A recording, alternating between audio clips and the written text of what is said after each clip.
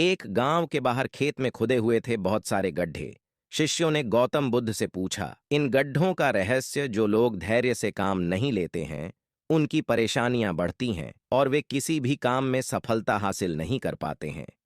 लक्ष्य पूरा करना चाहते हैं तो धैर्य होना बहुत जरूरी है। इस संबंध में गौतम बुद्ध की एक प्रेरक कथा प्रचलित है। गौतम बुद्ध अपने शिष्यों के साथ एक जगह से दूसरी जगह भ्रमण करते रहते थे। इस दौरान वे आसपास होने वाली घटनाओं से भी जीवन में सुख शांति बनाए रखने के उपदेश देते थे। एक दिन वे अपने शिष्यों के साथ यात्रा कर रहे थे। रास्ते में एक खेत में बहुत सारे गड्ढे खुदे हुए थे। एक ही खेत में इतने सारे गड्ढे देखकर सभी शिष्य हैरान थे। किसी को भी ये समझ नहीं आ रहा था कि आखिर किसी ने एक साथ इतने गड्ढे क्यों खोदे हैं।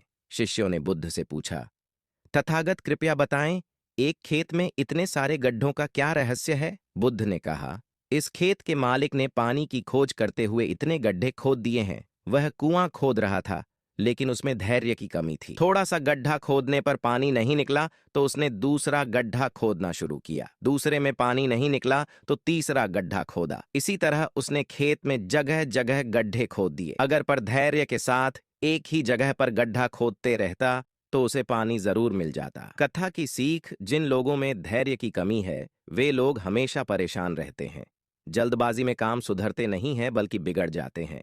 इसीलिए हमेशा धैर्य धारण किए रहना चाहिए। जब समस्याओं की वजह समझ लेंगे तो उनका समाधान आसान हो जाएगा। धर्म बुद्ध ने शिष्यों के सामने एक रस्सी में 3 गांठ लगाई और पूछा कि क्या ये वही रस्सी है जो गांठ बांधने से पहले थी? जीवन मंत्र डेस्क। गौतम बुद्ध की एक प्रचलित कथा के अनुसार एक दिन सुबह सुबह सभी शिष्य बुद्ध के प्रवचन सुनने के लिए एक साथ बैठे हुए थे। कुछ देर बाद बुद्ध अपने साथ एक रस्सी लेकर आए। तथागत के हाथ में रस्सी देखकर सभी शिष्यों को हैरानी हुई। बुद्ध अपने आसन पर बैठे और उन्होंने रस्सी में एक के बाद एक 3 गांठ बांध दी। इसके बाद उन्होंने शिष्यों से पूछा कि क्या ये वही रस्सी है जो गांठ बांधने से पहले थी? इस प्रश्न के जवाब में एक शिष्य ने कहा कि तथागत, इसका उत्तर थोड़ा मुश्किल है।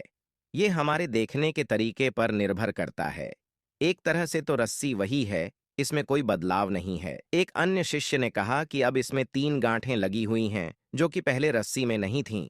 इसे बदला हुआ भी कह सकते हैं। कुछ शिष्यों ने कहा कि वास्तव में मूल रूप से रस्सी वही है लेकिन बदली हुई दिख है, लेकिन इसका मूल स्वरूप बदला नहीं है।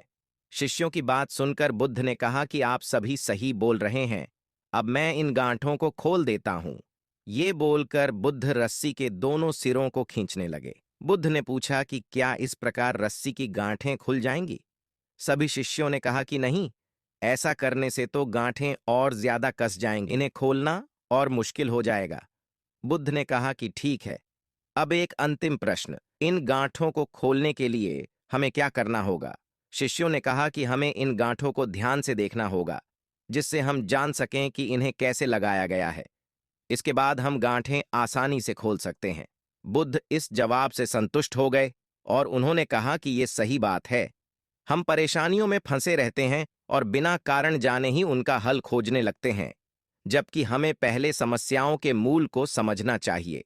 जब समस्याओं की वजह समझ आ जाएगी तो उन्हें सुलझाना बहुत ही आसान हो सकता है। दोस्तों, आज की इस गौतम बुद्ध कहानी के जरिए हम आपको बताएंगे कि बुद्ध के नजरिए से हमारी जिंदगी की कीमत क्या है।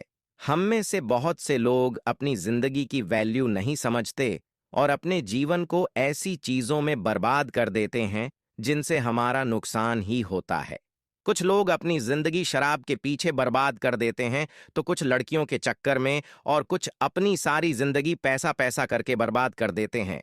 आज की इस बुद्धा स्टोरी इन हिंदी के जरिए आप जानेंगे कि हमारी जिंदगी कितनी कीमती है और हमें अपनी इस कीमती जिंदगी को किस तरह जीना चाहिए। एक बार की बात है, गौतम बुद्ध अपने शिष्यों को जिंदगी से जुड़ी अच्छी बुरी चीजों का ज्ञान दे रहे थे। सभी शिष्य उनकी बातों को बहुत ध्यान से सुन रहे थे।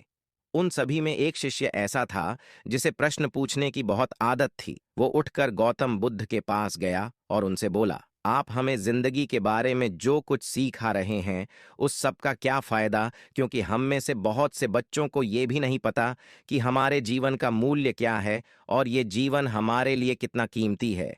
पहले आप हमें ये बताइए कि इस जीवन का मूल्य क्या है। अपने शिष्य की बात सुनकर गौतम बुद्ध अपने कक्ष में गए और एक चमकता हुआ पत्थर का टुकड़ा लेकर आए। वो टुकड़ा उन्होंने अपने शिष्य को दिया और बोले, मैं तुम्हें इस जीवन का मूल्य तब बताऊंगा जब तुम इस पत्थर का सही मूल्य पता लगा कर आओगे। साथ ही ये ध्यान रखना कि तुम्हें ये पत्थर का टुकड़ा किसी को बेचना नहीं है। गौतम बुद्ध की बात मानकर वो शिष्य बाजार की तरफ चला गया। बाजार में सबसे पहले उसकी नजर एक फल बेचने वाले पर पड़ी और उसने वो पत्थर उस फल वाले को दिखाया और बोला, इस पत्थर के बदले आप मुझे कितने फल दे सकते हो? फल वाला बोला, ये पत्थर कुछ खास तो नहीं है, लेकिन फिर भी इसके बदले में तुम्हें 10 केले दे सकता हूं। वो शिष्य उस पत्थर को लेकर आगे चला गया।